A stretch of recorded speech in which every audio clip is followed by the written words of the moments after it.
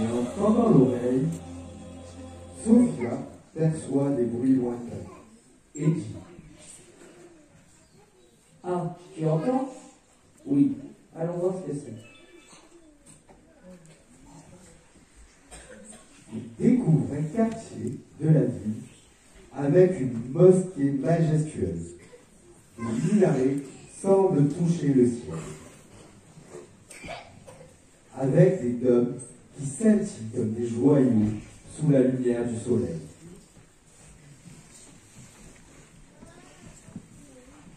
Monsieur, où vont ces gens?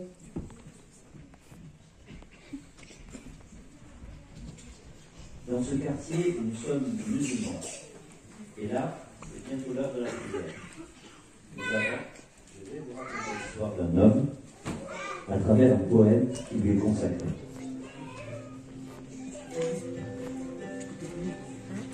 Allahumma salli ala Mustafa Habibina Muhammad alayhi salam.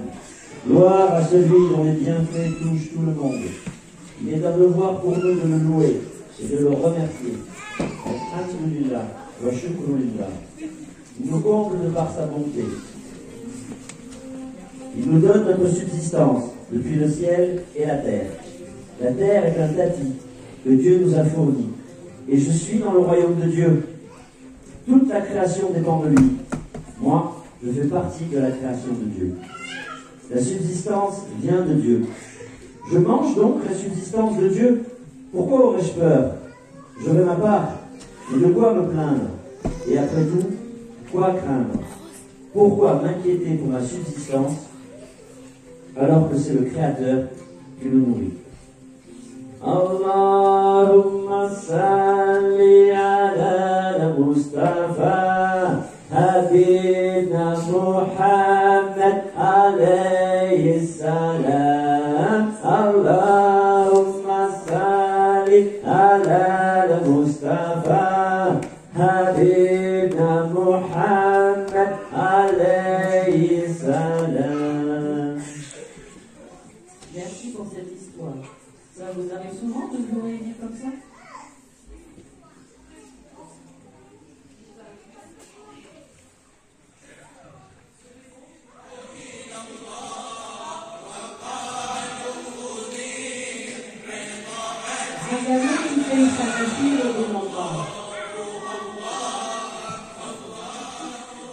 Voilà la traduction. On m'a appris comment cheminer vers Dieu. Puis on m'a dit: accepte tout ce qui provient de nous. Assurément, nous n'agréons rien en dehors de Dieu. Et vraiment, nous n'avons guère tiré profit de nos passions égotiques. Lui me donne de sa force. Lui me comble de sa bienveillance. C'est ainsi qu'à mon regard, les cailloux se transforment en...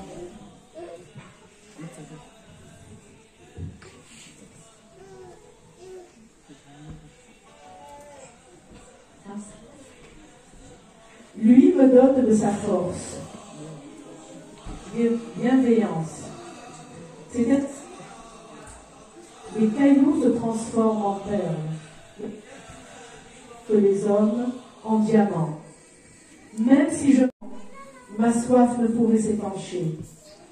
Demeurant ainsi assoiffé par l'amour que je vous témoigne, jusqu'au jour où vous rencontrerez. Cette rencontre est la plus imminente de nos... Nous savons que l'amour est un trésor et que celui qui en prend soin s'élève dans les hauteurs. Nous avons préservé notre certitude jusqu'au jour de la rencontre. Certitude que nous avons forgée dès notre plus jeune âge. Nous avons continué à façonner en grandissant.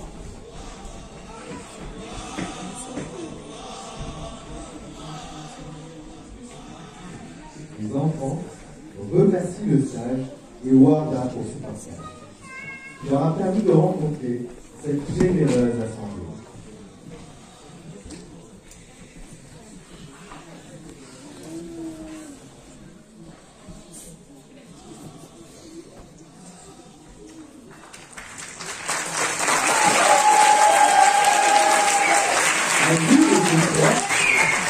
de cet enseignement comprennent que cela les rend plus heureux. Ainsi, ils décident de poursuivre leur découverte du village en allant à la rencontre d'autres quartiers.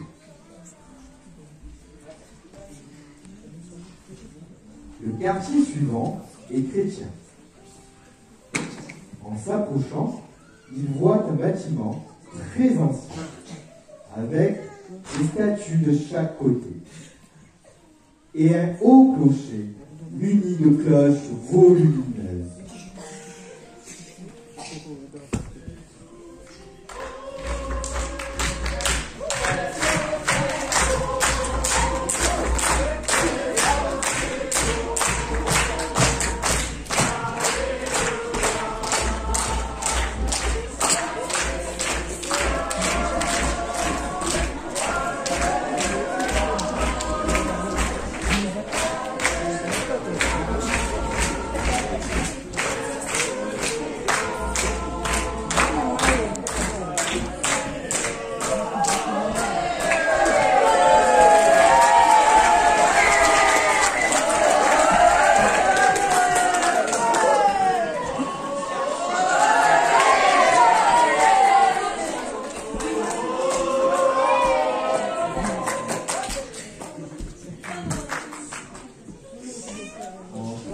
Encore, ils entendent un très beau chant. Ils écoutent.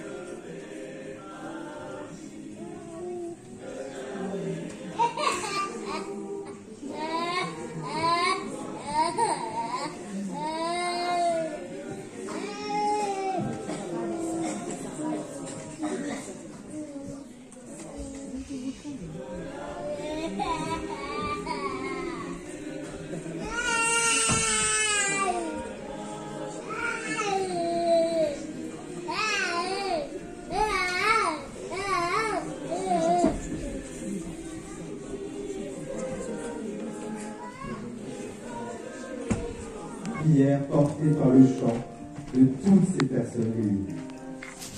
Les enfants remercient les chanteurs et les saluent, en restant seuls dans cette église.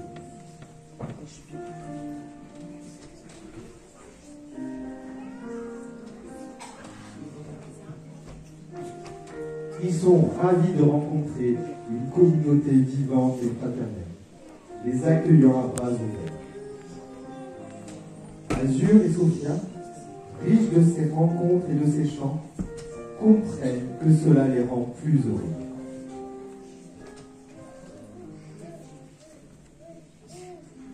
Continuant leur marche, ils arrivent dans le quartier suivant, où vit une communauté juive.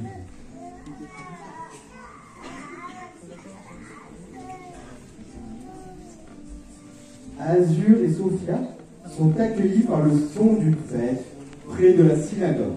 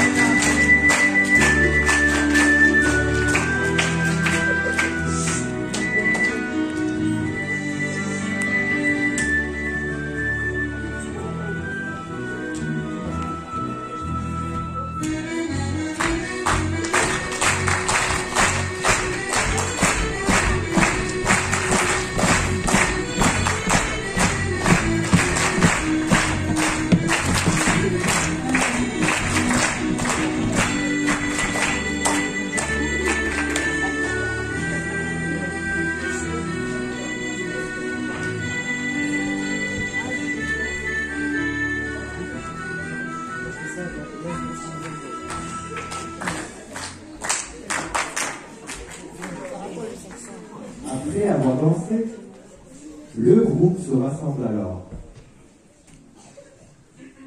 Je vais maintenant vous dire un texte. Shabbat. Quelqu'un demande à elle de résumer le en se tenant sur un seul pied. Celui-ci, ce n'est le hara.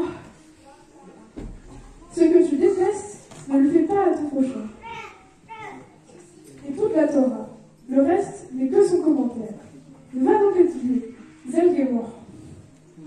Ce message de Hillel l'ancien n'est que la version plus accessible du commandement d'aimer l'autre comme soi-même, ce que l'on appelle communément la règle d'or. L'autre est un autre moi-même. Quand j'aime l'autre, en fait, je m'aime. Et je ne peux véritablement aimer l'autre que si je peux m'aimer moi-même, inconditionnellement, à la manière de notre Seigneur, c'est-à-dire aimer ma véritable nature qui est Dieu.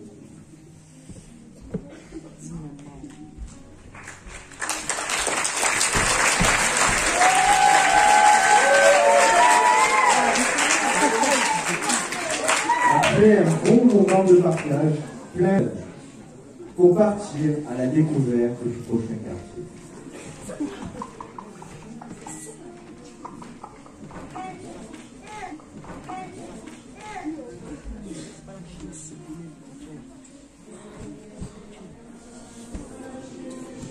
Azur et Sophia aperçoivent plus loin une pagode.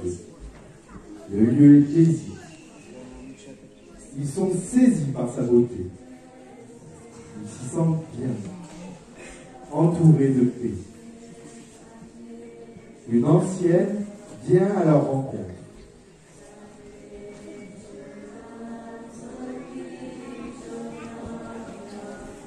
Elle leur apprend qu'ils sont chez les bouddhistes.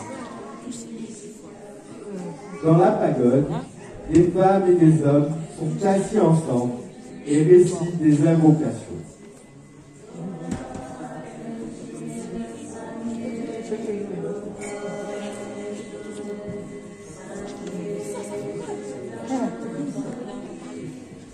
Je me prosterne au pied du lama sacré. Bienfaiteur, qui désirait réaliser la nature de l'esprit. Si vous pratiquez, agissez ainsi. La foi, l'érudition, la noblesse sont l'arbre de vie de l'esprit. Une fois planté, il est facile à consolider. Si vous le soignez, vous réussirez. Le détachement, le renoncement, la clairvoyance sont l'armure de l'esprit. Une fois lancé, il s'échappe rapidement. Si vous l'enfourchez, vous réussirez. La connaissance de soi, la lucidité, le ravissement sont les fruits de l'esprit. Une fois cultivé, il mûrit et revigore. Si vous le semez, vous réussirez. Inspiré par son cœur, le yogi a chanté ces 12 significations de l'esprit. Bienfaiteur, ne manquez pas d'exercer votre foi.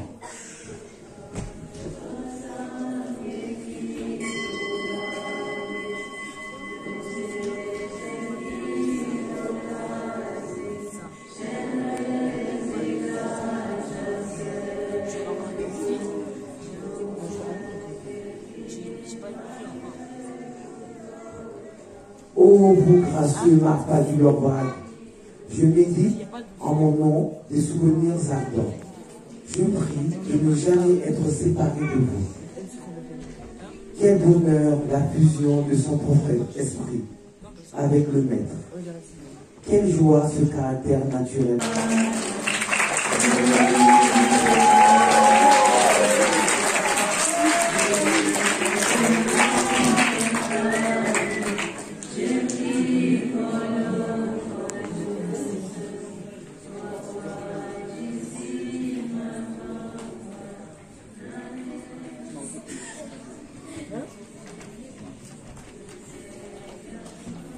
Azur et Sophia sont charmés. Ils comprennent que cela les rend plus heureux. Riche de toutes ces rencontres, il décide de revenir au centre du village.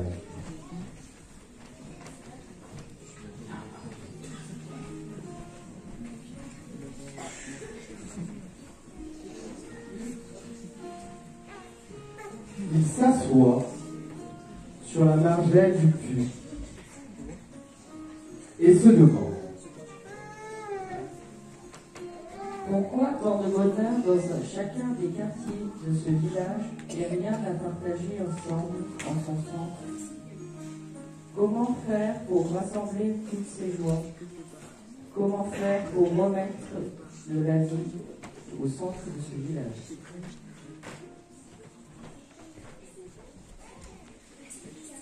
Il décide alors d'organiser un grand repas.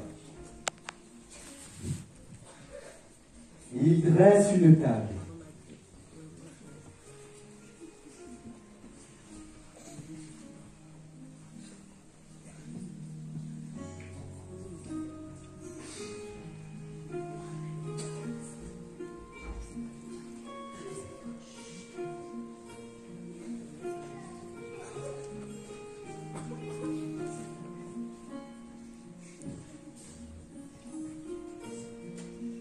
Et ils invitent tous leurs amis à se joindre à eux.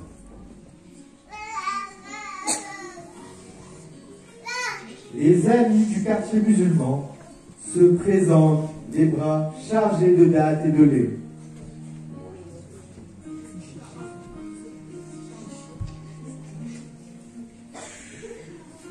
Leurs amis du quartier chrétien arrivent avec du pain et du raisin.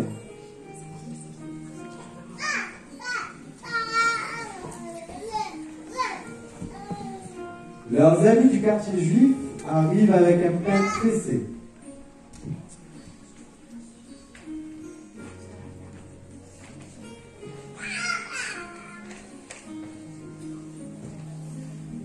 Enfin, leurs amis bouddhistes arrivent avec de magnifiques compositions florales pour décorer la table.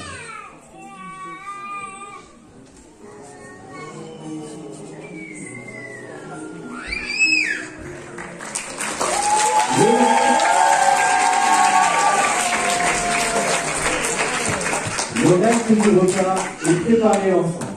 Et cette préparation commune est l'outil de vraies rencontres entre les gens.